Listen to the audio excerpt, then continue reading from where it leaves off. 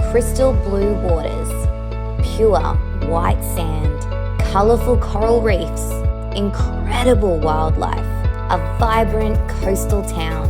Welcome to the Whitsundays, the ultimate cruising destination. Waramuli bimbigari dalgari ngajonyari gurijalo dapane kamanbari wajang Robert Congoo ngaya ngaro Geagu. So Gear country is pretty much from Bowen down to St Helens, back towards Cannonvale, and then the Ngaro country, Sea country, spans from Cannonvale, Airlie Beach region, and then spans the Whitsunday Islands from Gloucester all the way down to St Bees, just off the coast of Mackay. But I also like to pay respect to our larger group, that our language group is the Birigubba Nation. So the Biri speaking people range from the south of the Ross River up near Townsville, all the way down to Woorabinda. Quite a large group. There's about 18 different clan groups within that boundary, and we share a lot of cultural connections, marriage ties, and ceremonial ties into those groups as well. So the Ngaro people, we're commonly known as the canoe people, or winter burra. Winter means canoe and burra means people. Our proper name actually is Ngalangi. Ngalangi is the traditional name for our area, for our tribal group here in the area. Ngaro was a shortened version of the actual tribal name for our region. So, when groups visited our area here in the Whitsundays, they would use language that related to them. So if they travel from on the back of the Clark Range from a bit drier country and they'd come to the coastline, they would call us the Gujara Guris, which means the sand beach people or the sea people. So depending on where they were traveling from, they'd utilize different names. But that's traditionally how it was practiced. So us here in the region, we talk about having our stories of connection and creation actually before the sea levels rose here in the Whitsundays. So that's over 10,000 years ago now. So a lot of our stories, our connection to that region is actually underwater. We have a certain type of creative spirit that we talk about here, not just here on Gear and Ngaro country, but across Australia, being the rainbow serpent. And the rainbow serpent is a creative being that created a lot of landscapes here in Australia. So many of our stories talk about the rainbow serpent, and we believe that rainbow serpent lives in a sacred waterhole. So where she came out of, came along and created and laid a whole heap of eggs, and when the sea level rose, they turned into the islands that we have today. So the rainbow serpent also shed all of her skin.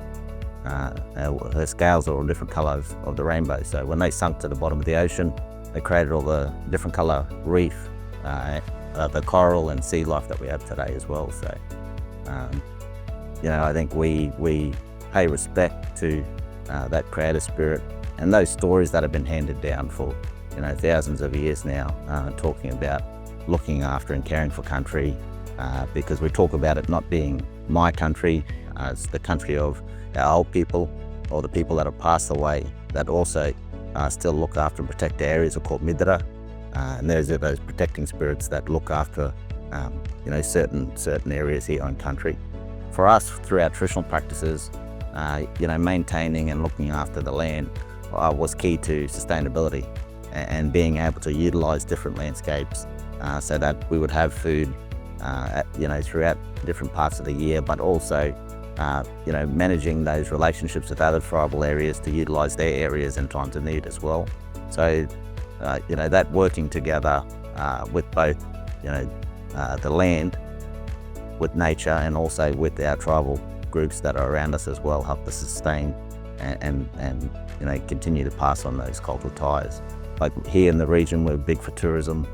So without those sustainable practices, we wouldn't have the thriving industry that we have here today as well. So, it's not just in our best interest as traditional owners or people that want to look after the land, but it's also in the best interest of people that live in the region people, international guests, domestic guests that want to come here and see the reef, without the work that gets done behind the scenes to help maintain, sustain the environment, we wouldn't have it. So, I think some of the work that we do as traditional owners is to make sure that, we have the best land management practices, because that was documented, during contact. And I think that now the government start to catch up and utilise the knowledge base that we have of certain areas to make sure that we have a better environment as well. The Great Barrier Reef and all the fringing reefs that we have in the region are quite important of sustaining life.